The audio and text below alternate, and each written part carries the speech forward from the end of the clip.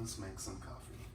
So this is our Flair 58. We had the very first Kickstarter. It was tiny. I'm gonna get the heating, preheating. It's got electric preheat. Turn that on. I'm gonna put it on the lowest setting first so it'll get there the quickest. Comes with this great rubber insert, compatible with the generic 58 millimeter basket. Let's get some beans going and let's get some water going. So this is our water kettle. Comes with tea functionality. It's super cool and it's Turkish. All right, I don't really bother with this. I've been doing my own system lately. So I just do this and that.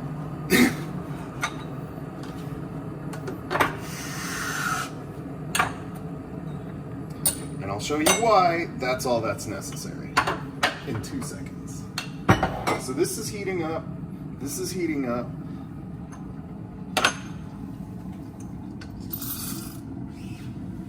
Can you go ahead and zoom in on that? Those great beans. And I'm gonna go ahead and turn this guy on.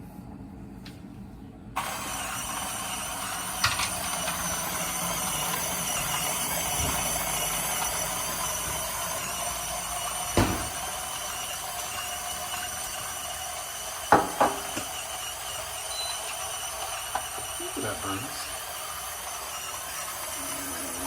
All right, so we're filling up this pot that's preheating with water. And I've noticed that, let's finish this guy. All right, the great thing about such a small grinder is there's very low retention. You see all that retention, all the shit sticking to the top and still coming out? And all I gotta do is wait for it to stop.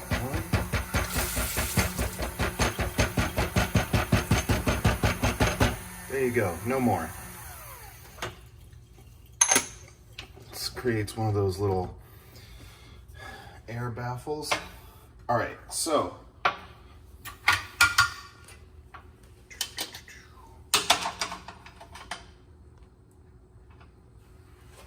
no spillage. Don't have to clean. This is magnetic. All right, now the reason I do that many beans is I always have too much powder. It always spills over the sides. When I look at people at the restaurant, they don't measure with tiny little measuring tools. They just go as fast as they can, and most of the time the coffee tastes pretty much the same. So if going to a place and paying that much, like, look at this. It's almost full. It's almost packed. And this thing, I've already measured it out. It can go down all the way until it sits on the rim. But usually if I just sweep my finger across the top, I can't go down anymore. This is fully compact. Like, it's not actually touching the rim. Anyways. All right. So we've got that. It's nice and even. It's very easy to make it even. Anybody can do it. It's very easy to make it compact. We add this here. So this thing is now heating too. This was heating up. It's being brought to a consistent temperature. We're not there yet. This will hold the temperature, and that's very important. I used to have to try and do this with the kettle and throwing stuff under hot water, and as soon as you take it out, you lose temperature control, and that's a big problem with coffee. So this is gonna get us to the temperature and hold it there. And it's preheating the water inside and it's preheating the basket. We just got there. So now we're at low. I am going to open the gasket, which will allow the water to go into the basket and just start cooking the beans. So if you leave it there for too long and too hot, you might get a little burn taste. I've never had it happen before, but as soon as I open the gasket, the beans will start cooking. So I want to top off the water, make sure I get a full shot, fill up the gasket, done with that. Double check this because the heat will cause the assembly to expand and will create a loose gap. So right before I pull, I always double check that it's as tight as possible. And I make sure this is all the way in and I make sure this is all the way back. So I'm gonna let that sit because all those adjustments brought the temperature down. So I'm gonna wait for this to get back to just low. And while that's going on, this is another Kickstarter project. Sorry, before I get to the milk, probably should have waited, but whatever. This is the only flaw with this thing. It costs like 50 bucks instead of hundreds of dollars. And they said the problem is the grinds get into the threads. But if you get this brush from Fellow, which we bought the grinder and the brush was the only thing we actually liked, then you can just avoid the problem in the first place that everybody complains about on Amazon. And then you never have a problem in the first place. Okay, so a few notes. The freshness of your milk, the locality of your milk, and the temperature of your milk, and the temperature of your pot all will affect your performance of this Kickstarter. This is well, I'll let it tell you itself. Subminimal milk frother. And it has this thing, which is a microfoamer mesh that clips on top of an impeller. And this is a rubber magnetic blade that sticks to the interior. This one is for oat milk. We poured fresh milk in here. So we're gonna orient this impeller by pointing the front, aligning the front and just tapping down on the back until it pops. And it goes from 1 to 5 or 10, I think. I think it's 5. And honestly, I like 3. I like it in the middle. I like it foamy. So here we're ready to pull the shot.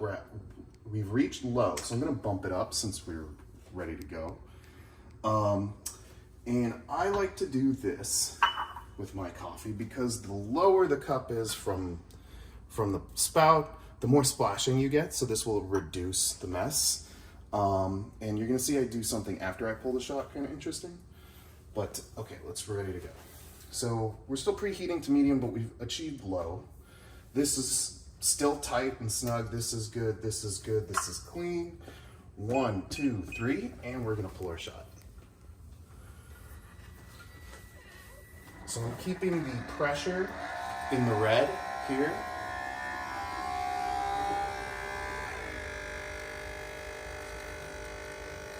And you can see what's coming out has a lot of in the cup. Can you see into the cup?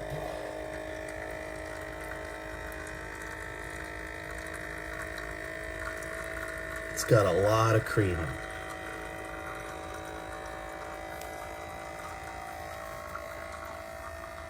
Takes about 30 to 50 seconds. If it's too fast, I make the grind smaller. If it's too slow, I make the grind bigger. We've tried a lot of different beans around San Francisco. So I'm manually pulling this shot that is being held at a constant exact temperature. And that thing is automatically frothing the milk to the perfect consistency, assuming I got all the other variables of temperature correct. I even had to mod this thing. I had to buy a washer because the impeller is not close enough to the bottom. So you need a 1 millimeter thick washer. Now I'm gonna let this run all the way through because the truth is, and I'm gonna turn this guy off because I'm done. The truth is, you can take the machine off as soon as it says okay, but the machine cannot defy the laws of physics. It cannot just make milk magically the right temperature immediately. So the best chances of the most consistent temperature are by letting the machine just take as much time as it possibly can to get the job done. So while that's finishing, thoroughly making a consistent temperature and consistency, I've poured all the remaining water out, dumped it, the plate comes out, and that comes out.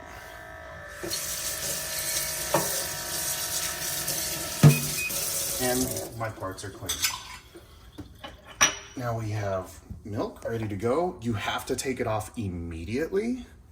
I'm gonna go ahead and rinse this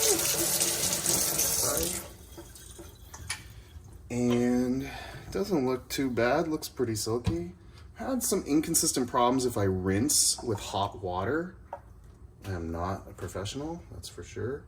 Now this didn't come out as thick as I'd want, but it still looks fucking good.